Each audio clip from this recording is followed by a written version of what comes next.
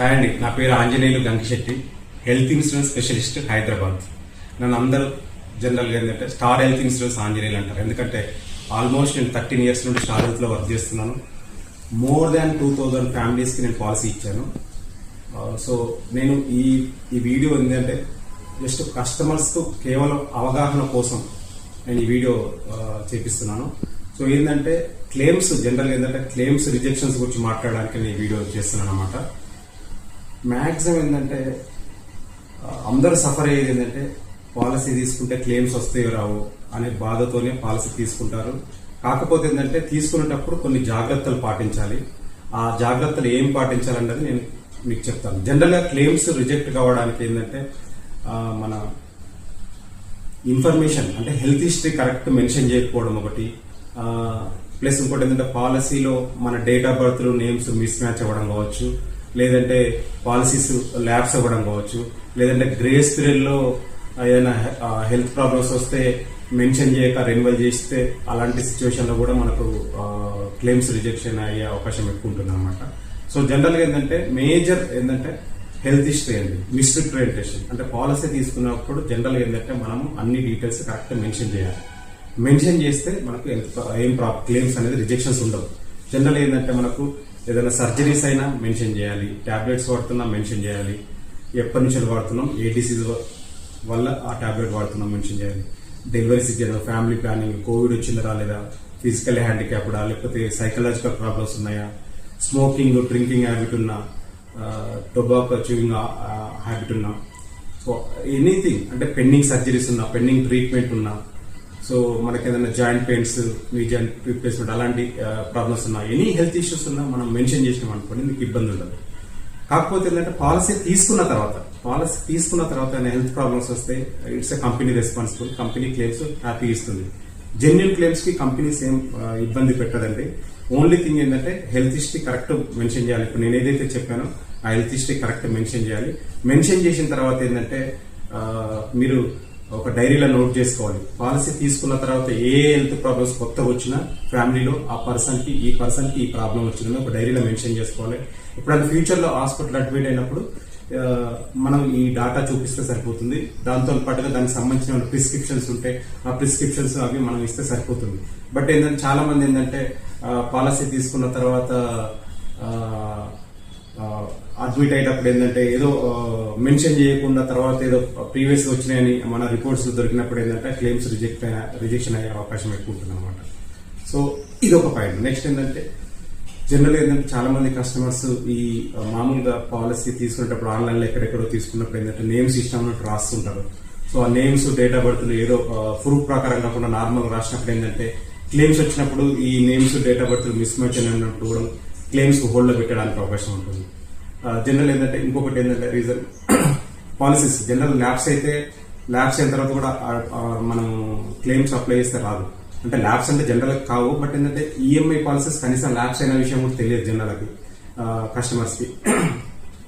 EMI policy చేస్తున్నప్పుడు ఏమవుతుందంటే ఒక్కోసారి రిమైండర్స్ సరిగా రావు. సో కట్టినట్టు మీరు ఈఎంఐ కట్ అయిపోతుంది కదా అనుకుంటారు, బట్ అది కట్ కాకపోవచ్చు. అలాంటి టైంలో పాలసీస్ ల్యాబ్స్ అయ్యే అవకాశం ఉంది. ల్యాబ్స్ అయినప్పుడు మనకు క్లెయిమ్స్ రావు. ఇంకొక విషయం ఏంటంటే మేజర్ ఏంటంటే క్లెయిమ్స్ వచ్చేసరికి డ్యూ డేట్ తర్వాత జనరల్ ఏంటంటే అన్ని పాలసీలలో మనకు ఒక 30 days గ్రేస్ పీరియడ్ ఉంటుంది. కాకపోతే ఆ 30 days గ్రేస్ పీరియడ్లో ఏమైనా హెల్త్ ప్రాబ్లమ్స్ ఫైండ్ అవుట్ అయితే ఆ పర్టికులర్ ప్రాబ్లం ఆ పర్టికులర్ పర్సన్కి లైఫ్ లాంగ్ కవరేజ్ ఉండదు. ఈ పాయింట్ ఎవరికి తెలియదండి. కాకపోతే ఏంటంటే మనం గుర్తుపెట్టుకోవాల్సిన విషయం ఏంటంటే హెల్త్ ఇన్సూరెన్స్ డ్యూ డేట్ కన్నా ముందే పే చేయడానికి ప్రయత్నించాలి. Health insurance due date suppose May 1st ఉందనుకోండి, మనం ముందు కట్టినా పర్లేదు, ముందు 15 రోజుల ముందు, నెల రోజుల ముందు, 2 నెలల ముందు కట్టినా కూడా మీకు డేట్ అనేది May 1st నుండి మళ్ళీ May 1st వరకే ఉంటుంది. ఆ ప్రాబ్లం ఏమి ఉండదు. సో ఏంటంటే డ్యూ డేట్ తర్వాత మనకు ఎలాగో 1 month గ్రేస్ పీరియడ్ ఉందనుకొని ఆ గ్రేస్ పీరియడ్ లో కట్టారనుకోండి, గ్రేస్ పీరియడ్ తర్వాత లేట్ గా కట్టితే ఏమైతుందంటే మధ్యలో గ్యాప్ ఏమైనా ప్రాబ్లం వస్తే కవర్ చేయాలి. సో ఇది మేజర్ పాయింట్స్ అనేది. జనరల్ ఏంటంటే మనకు మీకు ఒక 2 ఇన్సిడెంట్లు చెప్తాను. రీసెంట్ గా జరిగిన క్లెయిమ్స్ రిజెక్ట్ అయిన 2 ఇన్సిడెంట్లు చెప్తాను. మీకు మెయిన్ ఏంటంటే కస్టమర్ ఒక ఇన్సిడెంట్ జరిగిందండి. 2020 January 1st ఒక కస్టమర్ పాలసీ తీసుకున్నాడు. స్టార్ లో ఫ్యామిలీ హెల్త్ పాలసీ తీసుకున్నాడు. పాలసీ తీసుకున్నప్పుడు కస్టమర్ కు బీపీ షుగర్ ఉంది. ఓకే, మైండ్ 4 years కంప్లీట్ అయిపోయింది. రీసెంట్ గా ఫిబ్రవరిలో, అంటే 2025 ఫిబ్రవరిలో కస్టమర్ హాస్పిటల్ అడ్మిట్ అయ్యాడు, సంథింగ్ హార్ట్ ప్రాబ్లం అని. సో హాస్పిటల్ వెళ్ళి అడ్మిట్ అయినప్పుడు ఏమైందంటే, అవుట్ పేషెంట్ వెళ్ళాడు, తర్వాత ఇన్ పేషెంట్ వెళ్ళి అడ్మిట్ అయ్యాడు. బట్ ఏంటంటే ఏమైంది, క్లెయిమ్ రిజెక్ట్ అయింది. ఆ క్లెయిమ్ ఎందుకు రిజెక్ట్ అయింది అన్నది మేము మళ్ళీ కస్టమర్ మమ్మల్ని అరవడం కానీ, లేకపోతే ఎందుకు రావట్లేదు, కంపెనీస్ ఇట్లా ప్రాబ్లం చేస్తున్నాయి, క్లెయిమ్స్ ఇవ్వట్లేదని మా మీద అడగడం. ఎవరు ఏం చేయలేరండి, మీరు జాగ్రత్తగా ఉండాలి. ఏజెంట్ కానీ ఎంప్లాయీ కానీ ఎవరు ఏం చేయలేరు. మీరు గుర్తుపెట్టుకోవాల్సినది ఏంటంటే, మీరు correct health history correct mention చేశారనేది చూసుకోవాలి. సో ఇక్కడ సిచ్యువేషన్ ఏంటంటే, ఈ ఇన్సిడెంట్ జరిగింది ఏంటంటే, మేము అనాలిసిస్ చేస్తుందంటే, ఆయన ఏదైతే హాస్పిటల్ అడ్మిట్ అయ్యే కన్నా ముందు వేరే ఒక అవుట్ పేషెంట్ హాస్పిటల్కి వెళ్ళాడు. అక్కడ సంథింగ్ ఏదో ట్రీట్మెంట్ చేసుకున్నప్పుడు అందులో ఏదో మెన్షన్ చేశాడు. సో హిస్టరీ మెన్షన్ చేస్తారు కదా, హెచ్ఐఓ, సో హిస్టరీ మెన్షన్ చేస్తారు కదా, అక్కడ ఇందులో ఉంది. ఆయనకి ఏంటంటే ఆర్థరైటిస్ ఉంది ఒక 6-7 years బ్యాక్. సో అది మనము ఆ రిపోర్ట్స్ ఇక్కడ హాస్పిటల్ అడ్మిట్ అయినప్పుడు పెట్టినప్పుడు ఏంటంటే, డాక్టర్స్ చూసి రిజెక్ట్ చేశారు. ఎందుకు రిజెక్ట్ చేశారంటే, సో మన పాలసీ 2020లో తీసుకున్నాడు, బట్ ఆయనకు అంతకుముందు ఆర్థరైటిస్ ప్రాబ్లం ఉంది, ఆయన టాబ్లెట్స్ వాడుతున్నాడు, మెన్షన్ చేయలేదని రిజెక్ట్ చేశారు. మరి కస్టమర్ ఏమంటాడు, ఇది నాకు దానికి దీనికి రిలేటెడ్ కాదా అంటాడు. అలా ఏం లేదండి, ఏ ప్రాబ్లం ఉన్నా చిన్నప్పటి నుండి ఇప్పటి వరకు జరిగిన ప్రాబ్లమ్స్ అన్ని కంపల్సరీ మనం మెన్షన్ చేస్తేనే క్లెయిమ్స్ వస్తాయి, లేదంటే క్లెయిమ్స్ రావండి. సో ఇది చాలా ఇంపార్టెంట్. ఇది ఒక ఇన్సిడెంట్ జరిగింది రిజెక్టెడ్. సో ఇంకొక ఇన్సిడెంట్, రీసెంట్ గా జరిగిన ఇన్సిడెంట్, లాస్ట్ మంత్ జరిగిన ఇన్సిడెంట్ అని చెప్తున్నాను. అదేంటంటే, పాలసీ ఆల్మోస్ట్ పాపం 10 years నుండి కడుతున్నాడు కస్టమర్. మార్చి 10th కి పాలసీ అయిపోయిందండి. మార్చి 10th కి పాలసీ అయిపోయింది. సో అతను ఏంటంటే మార్చి 20కి రెన్యువల్ చేశాడు. మార్చి 22కు ఆయన అడ్మిట్ అయ్యాడు. మార్చి 22కి అడ్మిట్ అయ్యాడు. ఆయన క్లెయిమ్ రిజెక్ట్ అయ్యింది. క్లెయిమ్ రిజెక్ట్ అయిన తర్వాత మా దగ్గరకు వచ్చి గొడవ చేశాడు, క్లెయిమ్ ఎందుకు రిజెక్ట్ అయింది. మాకు తర్వాత తెలిసింది ఏంటంటే, ఆయన మార్చి 15కి ఆయన అవుట్ పేషెంట్ వెళ్ళాడు. సమ్ ఏదో ప్రాబ్లం అని అవుట్ పేషెంట్ వెళ్ళాడు. తర్వాత ఏదో మెడికల్ చెకప్ చేస్తే ఆయన క్యాన్సర్ అని ఫైండ్ అవుట్ అయింది. బట్ ఏంటంటే, ఆయన ఆ గ్రేస్ పీరియడ్ అడ్మిట్ అని ఆ అవుట్ పేషెంట్ వెళ్ళిన విషయం కానీ, ఆయనకు ఆ క్యాన్సర్ ఫైండ్ అవుట్ అనే విషయం కానీ మాకు చెప్పలేదు. రెన్యువల్ చేసేటప్పుడు క్వశ్చన్ అడుగుతుంది, ఏమైనా గ్యాప్ లో గ్రేస్ పీరియడ్ లో మీకు ఏమైనా హెల్త్ ప్రాబ్లమ్స్ ఫైండ్ అవుట్ అయినా అని క్వశ్చన్స్ అడుగుతుంది. ఆ క్వశ్చన్ అడిగినప్పుడు ఆయన నార్మల్ గా చేసేసాడు, బట్ ఏంటంటే అది క్లెయిమ్ రిజెక్ట్ అయింది. ఇలాంటి సిచ్యువేషన్లలో ఇదొక ఇన్సిడెంట్. సెకండ్ ఇన్సిడెంట్, జనరల్ మీరు గుర్తుపెట్టుకోవాల్సిందంటే, పాలసీ కండిషన్స్ గుర్తుపెట్టుకోవాలండి. జనరల్ ఏంటంటే, ఏ కంపెనీ అయినా జనరల్ 4 కండిషన్స్ ఉంటాయి, హిడెన్ కండిషన్స్ ఉంటాయి. ఆ హిడెన్ కండిషన్స్ గుర్తుపెట్టుకోవాలి.